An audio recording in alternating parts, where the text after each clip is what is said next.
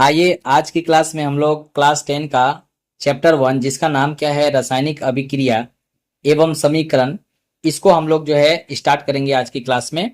और आपको इस चैप्टर का जो है नोट्स देते हुए साथ में लाइन बाय लाइन स्टडी करते हुए हम लोग जो है सीखने वाले हैं। तो आप जो भी एग्जाम देने वाले हैं फ्यूचर में, उन सभी एग्जामों में बहुत सारे एमसीक्यू पूछा जाता है। और जब आप अच्छे तरीके से इस चैप्टर को सीख लेंगे, लाइन बाय लाइन इसका जो एक्सप्लेनेशन है और नोट्स के साथ में जब आप इसको अच्छे से सीख लेंगे ना, तो आपका जो क्वेश्चन है वो एग्जाम में 100% कॉमन आएगा। तो देखिए, मैं आपको सिखाने का प्रयास कर रहा हूं और आपको कैसा लगा वीडियो ये आप कमेंट करके बताइएगा और साथ में लाइक करना ना भूलिएगा। देखिए, नाम है रासायनिक अभिक्रिया एवं समीकरण। तो रासायनिक अभिक्रिया एवं समीकरण को समझने के लिए आपको अपने दैनिक जीवन में होने वाली जो कुछ घटनाएं हैं उसको समझना होगा। जैसे देख, यहाँ पे लिखा भी गया है कि आपके दैनिक जीवन में होने वाली बहुत सी जो परिस्थितियां हैं उस पर आप ध्यान दीजिए और विचार कीजिए। अब कैसी कैसी परिस्थितियां हैं, देखिए यहाँ पहला नंबर, गर्मियों में कमरे के ताप पर दूध को खुला छोड़ दिया जाता है। तो जब गर्मी के दिन में हम दूध को खुला छोड़ देंगे तो वो क्या होगा, दूध फट जाएगा और दूध फटने के बाद में वो दही में बदल जाएगा। अब यहाँ सेकंड नंबर क्या है, लोहे का तवा अथवा तसला, कील आदि को आर्द्र वायुमंडल में खुला छोड़ दिया जाए तो क्या होगा। तो पहला बात तो आर्द्र वायुमंडल का मतलब क्या है, ऐसा वायुमंडल जिसमें आपका पानी भी है और हवा भी है। यानी कि जैसे बारिश हुआ तो बारिश होने के बाद में जो आपका जो वायुमंडल है उस वायुमंडल को आर्द्र वायुमंडल बोलेंगे। या तो मॉर्निंग के टाइम में जब आपका हवा भी बह रहा है और मौसम भी भीगा भीगा है तो उस समय हम लोग बोलेंगे कि ये आर्द्र वायुमंडल है। और उस समय जो लोहे का तवा है, तसला है, कील यानी लोहे से बनी हुई जितनी भी वस्तुएं होती हैं उन सभी में क्या होता है, जंग लग जाता है। ठीक है। उसके बाद में है अंगूर का किण्वन हो जाता है। अंगूर जो है मार्केट से जब हम खरीद के लेके आते हैं तो वो कुछ दिन के बाद में जो है वो पानी छोड़ने लगता है, यानी कि सड़ने लगता है। तो उस विधि को बोलते हैं कि अंगूर का किण्वन हो जाना। भोजन का पकाया जाना, यानी कि जब भोजन पकाने के पहले कुछ अलग शेप में रहता है, कुछ अलग चीज में रहता है, लेकिन जब भोजन पक जाता है तो उसका पूरा जो स्थिति है वो बदल जाती है। हमारा शरीर भोजन को पचा लेता है। तो जब भी यहाँ पे हमारा शरीर भोजन को पचाता है तो वो क्या बनाता है, वो ग्लूकोज का निर्माण करता है। इसलिए जो खाना हम लोग क्या खाए और वो बन जाता है ग्लूकोज, प्रोटीन। ठीक है, इसमें चेंज हो जाता है। और जैसे हम सांस लेंगे तो सांस लेने के बाद में ऑक्सीजन लेते हैं हम लोग, तो वो ग्लूकोज के साथ में अभिक्रिया करके ग्लूकोज को तोड़ देता है और शक्ति का क्या करता है, निर्माण करता है, एनर्जी का निर्माण करता है। तो यानी कि इन सभी परिस्थितियों में आपने क्या ऑब्जर्व किया, आपने यहाँ ऑब्जर्व किया इन सभी चीजों में कुछ ना कुछ तो क्या हुआ, यहाँ पे परिवर्तन हुआ है ना। यानी कि प्रारंभिक वस्तुओं की जो प्रकृति है या पहचान कुछ ना कुछ क्या हो गई है, बदल जाती है। और कुछ ना कुछ बदल जाना उसको ही हम क्या कहते हैं, रासायनिक अभिक्रिया। यानी कि हम कह सकते हैं कि रासायनिक अभिक्रिया हुई है। यानी रासायनिक अभिक्रिया का असली अर्थ क्या है, यदि जब कोई रासायनिक परिवर्तन हो रहा है तो हम ये कह सकते हैं कि भाई रासायनिक अभिक्रिया हुआ है। अब जो परिवर्तन हो रहा है वो किस प्रकार का परिवर्तन है, तो वो जो है भौतिक परिवर्तन है और रासायनिक परिवर्तन है। अब यहां से एग्जाम में क्या किया जाता है, आपसे एक क्वेश्चन पूछा जाता है कि बताइए भौतिक परिवर्तन और रासायनिक परिवर्तन किसे कहते हैं, या भौतिक परिवर्तन या रासायनिक परिवर्तन के बीच में अंतर क्या होता है, ये आपसे प्रश्न जो है एग्जाम में पूछा जाता है। तो इसको सीखने के लिए आपको यहाँ पे जो बनाया हुआ नोट्स है ये आपको मैं सिखा देता हूँ। देखिए, परिवर्तन मुख्य रूप से दो प्रकार के होते हैं। एक तो आपको मिला भौतिक परिवर्तन और दूसरा मिल गया आपको रासायनिक परिवर्तन। अब एग्जाम में जो अंतर पूछा जाता है तो यहाँ भी अंतर आपके सामने में है। जैसे पहला अंतर जो है यहाँ भौतिक परिवर्तन दिया है और यहाँ क्या है, रासायनिक परिवर्तन है। तो आपको यहाँ पे पहला पॉइंट इंपॉर्टेंट है, दूसरा भी इंपॉर्टेंट है, तीसरा भी इंपॉर्टेंट है और लास्ट का जो पॉइंट है इंपॉर्टेंट है। और ये जो ऊर्जा है ये मतलब इतना आपको याद नहीं करना है क्योंकि ये ज्यादा नहीं, 2 नंबर का एग्जाम में पूछा जाता है।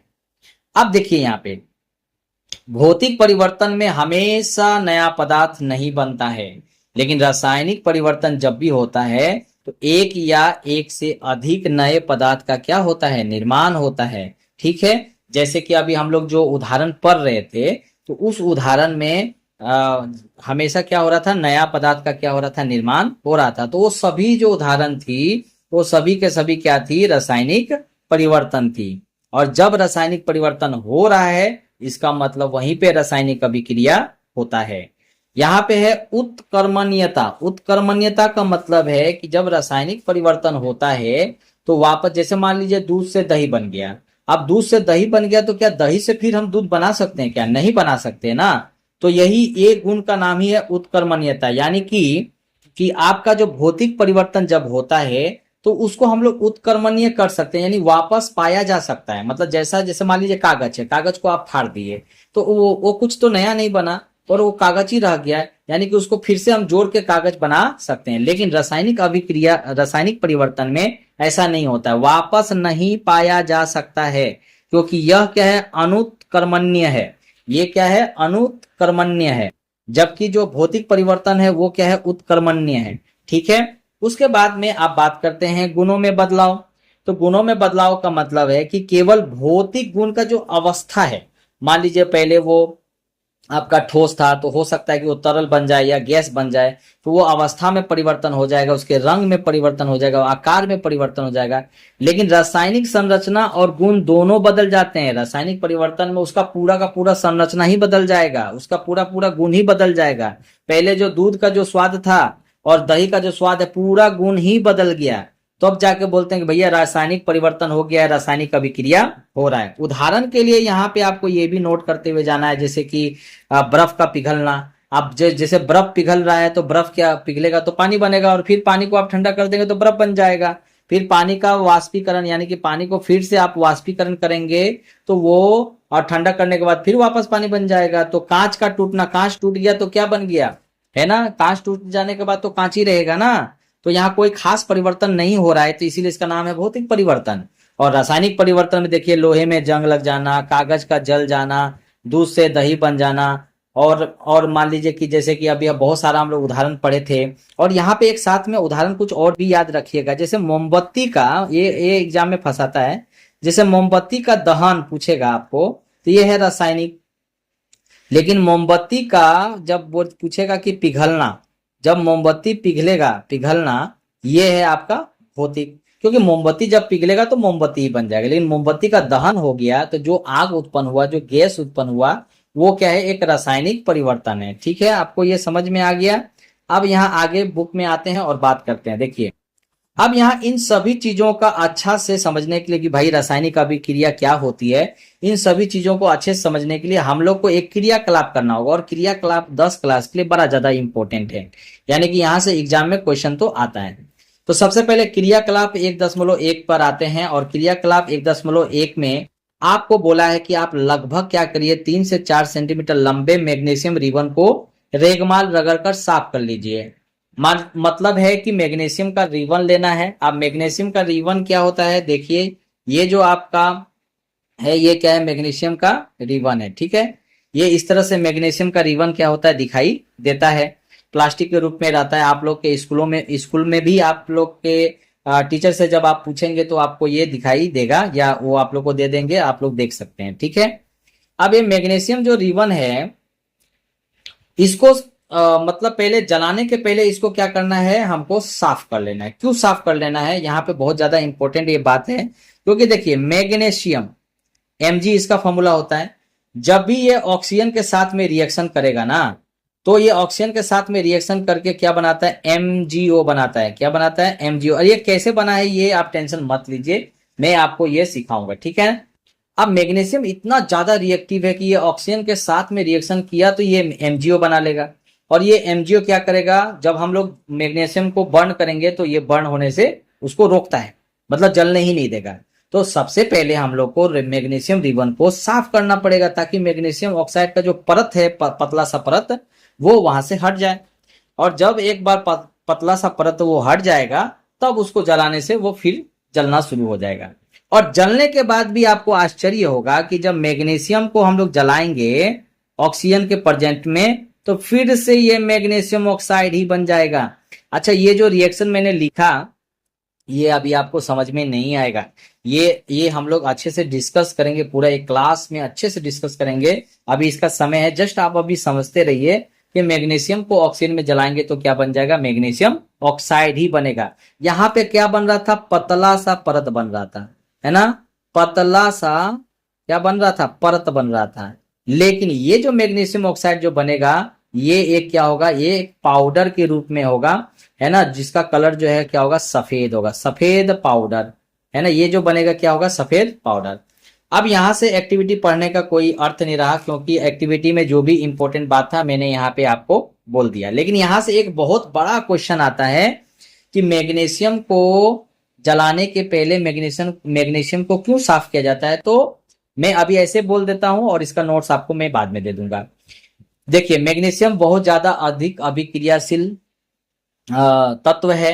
जब यह ऑक्सीजन के साथ अभिक्रिया करती है तो मैग्नीशियम ऑक्साइड नामक पतले परत का निर्माण करती है। वह परत मैग्नीशियम को जलने से बाधा उत्पन्न करती है, इसीलिए उस परत को हटाने के लिए हम लोग मैग्नीशियम रिबन को क्या करते हैं, कपड़े से या रेगमाल से साफ कर लेते हैं। ठीक है, तो यहाँ पे इसका आंसर हो गया। फिर आपको यहाँ से क्वेश्चन पूछेगा मैग्नीशियम जलने के पहले क्या बनता है, जलाने के पहले वो क्या कौन सा पतला परत बना लेता है। तो आप याद रखिए, मैग्नीशियम ऑक्साइड नाम का पतला सा परत बना लेता है। जलने के बाद में भी क्या बनाता है, तो मैग्नीशियम ऑक्साइड बनाता है, क्योंकि वो और उस पाउडर का नाम क्या होता है, तो मैग्नीशियम ऑक्साइड, और उसका कलर कैसा होता है, तो सफेद होता है। देखिए यहाँ पे लिखा भी गया है कि आपने देखा होगा कि चमकदार श्वेत लोह के साथ मैग्नीशियम रिबन का दहन होता है और यह श्वेत चूर्ण में क्या हो जाती है, परिवर्तन हो जाती है। यानी कि जो लो निकलेगा वो कैसा निकलेगा, चमकदार श्वेत लो निकलेगा, और जो मैग्नीशियम रिबन का है वो जो है दहन जो है वो शुरू हो जाएगा और श्वेत चूर्ण में क्या होगा, परिवर्तन हो जाएगा। अब जो श्वेत चूर्ण है उसका नाम याद रखिए आप, मैग्नीशियम ऑक्साइड का वो चूर्ण होता है। ठीक है, और वायु में उपस्थित ऑक्सीजन तथा मैग्नीशियम के बीच में होने वाली अभिक्रिया के कारण यह बनता है। ये कैसे होता है, जब वायु में उपस्थित ऑक्सीजन और मैग्नीशियम दोनों जो है मिलता है और उसको जब हम दहन करवाते हैं तब जाके मैग्नीशियम ऑक्साइड क्या होता है, बन जाता है। ठीक है, अब यहाँ से क्रियाकलाप जो है 1.2 को देखते हैं। देखिए, क्रियाकलाप 1.2 में क्या दिया गया है कि एक परख नली में लेड नाइट्रेट का घोल लीजिए। लेड मतलब सीसा, ठीक है, सीसा नाइट्रेट है, उसका घोल लीजिए। और इसका जो एक्चुअली में घोल लेंगे तो कैसा दिखाई देगा, इसका मतलब कोई कलर ही नहीं होगा, ठीक है, एकदम कलरलेस होगा, रंगहीन होगा। इसमें आप पोटासियम आयोडाइड का घोल मिला दीजिए। ठीक है, और आपने क्या परीक्षण किया, तो मैं शॉर्ट में आपको बता देता हूं। जब ये हम लोग लेड नाइट्रेट को और साथ में पोटासियम आयोडाइड को मिलाएंगे तो इसका कोई ये तो रंगहीन होता है, लेकिन जब इसको मिलाएंगे ना तो अचानक से देखेंगे कि पीला करके क्या बन गया है, पदार्थ बन गया है। ठीक है, पीला करके क्या बन गया है, पदार्थ बन गया है। अब यहाँ क्रियाकलाप 1.3 में आप आते हैं और पीला करके जो पदार्थ है वो परीक्षा में पूछा जाता है कि भाई पीला पदार्थ का नाम क्या होता है, लेकिन अभी हम लोग इसको नहीं, क्योंकि ये आप आगे चल के भी ये फिर से मिलने वाला है, तो उस समय मैं आपको आपके साथ डिस्कस कर लूंगा। क्योंकि अभी केमिकल रिएक्शन यानी कि रासायनिक अभिक्रिया को लिखना ठीक नहीं रहेगा, क्योंकि अभी आपको एलिमेंट का जानकारी होना पड़ेगा, यानी तत्वों का जानकारी, उसके बाद उसका जो विन्यास है उसके बारे में अच्छे से आपको मालूम होना पड़ेगा, तब जाके आप अच्छे से समझ जाएंगे। अब क्रियाकलाप 1.3 क्या है यहाँ पे, तो यहाँ पे बोला है कि देखिए 3 में ये डायग्राम ही क्रियाकलाप 3 है। तो आप सबसे पहले आपको क्या करना है, एक कांच की नली लेना है। कांच की नली को आपको यहाँ पे इस प्रकार से इस तरह के चीज में कांच की नली को क्या करना है, फिट कर देना है कोर के मदद से। किसके मदद से, कोर के मदद से। और इसका नाम क्या है, ये जो है ये शंक्वाकार फ्लास्क है। इसको क्या बोलते हैं, शंक्वाकार फ्लास्क बोलते हैं। इसमें आपको 2 चीज मिलाना है, एक है तनु सल्फ्यूरिक अम्ल और दूसरा है दानेदार जस्ता। जस्ता का मतलब है जिंक। ठीक है, अब ये जस्ता कैसा दिखाई, कहाँ होता है, जैसे बैटरी है ना, आप बैटरी देखें, टॉर्च में जो लगने वाला बैटरी है, उस बैटरी का को पूरा एकदम उसका जो छिलका है छील देंगे तो जो पहले स्टील टाइप का जो आपको दिखाई देता है, ऊपर का जो लेयर दिखाई देता है, वो जस्ता का बना होता है। तो वो जस्ता का छोटा छोटा दाना बना लेना है और उसमें आपको क्या करना है, सल्फ्यूरिक अम्ल मिला देना, मतलब अम्ल मिला देना। सल्फ्यूरिक अम्ल का फॉर्मूला जो है वो होता है H2SO4। तो अभी समय है, मैं आपको बोला हूं। अब दोनों को मिलाने से अचानक से क्या होगा कि अचानक से इसमें से हाइड्रोजन गैस निकलने लगेगा, और ये जो फ्लास्क है ना, वो पूरा फ्लास्क क्या होगा, उसका तापमान में परिवर्तन होने लगेगा, यानी गर्म होने लगेगा। तो कहने का मतलब है कि यहां से एग्जाम में आपसे पूछेगा कि जब जस्ता को सल्फ्यूरिक अम्ल के साथ मिलाया जाता है तो कौन सा गैस निकलता है। तो आपको यहाँ याद रहना चाहिए कि हाइड्रोजन गैस निकलता है। अब यहां से तीनों जो क्रियाकलाप जो हम लोग किए हैं, क्रियाकलाप 1.1 और क्रियाकलाप 1.3 1.2, ये जितना भी क्रियाकलाप किए हैं, इस सभी क्रियाकलाप में आप अचानक से देखे होंगे कि पहले मैग्नीशियम कैसा था और बाद में जाके मैग्नीशियम कैसा हो गया। फिर आपने देखा होगा कि पहले में जो यहाँ पे रंगहीन चीज को मिलाया और मिलाने के बाद में पीला हो गया, अचानक से तापमान में क्या हुआ, परिवर्तन हो गया, गैस क्या हुआ, निकलना शुरू हुआ। तो जब भी कोई रासायनिक परिवर्तन होता है या रासायनिक अभिक्रिया होता है तो हमें निम्न चीजों में क्या होता है, परिवर्तन दिखाई देता है। आप परीक्षा में पूछेगा आपसे कि जब भी कोई रासायनिक अभिक्रिया होता है तो हमें क्या क्या परिवर्तन जो है दिखाई देता है। तो पहला है अवस्था में परिवर्तन दिखाई देता है, रंग में परिवर्तन दिखाई देता है, गैस का निकास अथवा उत्सर्जन। यानी अवस्था मतलब क्या, अवस्था का मतलब है कोई चीज ठोस था तो वो तरल होने लगा, या तरल था तो वो गैस होने लगा, तो वो बोलते हैं कि भैया अवस्था में क्या हुआ, परिवर्तन हो गया। रंग में परिवर्तन हो गया, देखिए आप यहाँ पे रंगहीन चीज को मिलाया था तो क्या हो गया था, पीला हो गया था। गैस का निकास, यानी गैस अचानक से हाइड्रोजन गैस यहाँ निकलना शुरू हो गया था। और तापमान में भी क्या हो जाता है भाई, तापमान में भी परिवर्तन होने लगता है। तो ये एक इंपॉर्टेंट यहाँ से एग्जाम के लिए आपका एक क्वेश्चन बन गया, ठीक है, एक क्वेश्चन बन गया। आप नोट भी करते चले जाइए क्योंकि मैंने नोट्स में लिखा नहीं, कोई बात नहीं। जब भी कोई रासायनिक अभिक्रिया होती है तो हमें क्या क्या परिवर्तन दिखाई देता है, तो आंसर लिखना है आपको। अवस्था में परिवर्तन दिखाई देता है, रंग में परिवर्तन दिखाई देता है, गैस का निकास अथवा उत्सर्जन होता है, तापमान में क्या होता है, परिवर्तन होता है। चलिए आज के लिए हम लोग यहीं तक डिस्कस करेंगे, और नेक्स्ट जो वीडियो आएगा ना, नेक्स्ट वीडियो में हम लोग आगे इसी प्रकार से पूरा चैप्टर को कंप्लीट करेंगे। तो आप यदि नए हैं तो चैनल को सब्सक्राइब कर लीजिए और वीडियो को लाइक कर दीजिए। वीडियो देखने के लिए बहुत बहुत आपका धन्यवाद।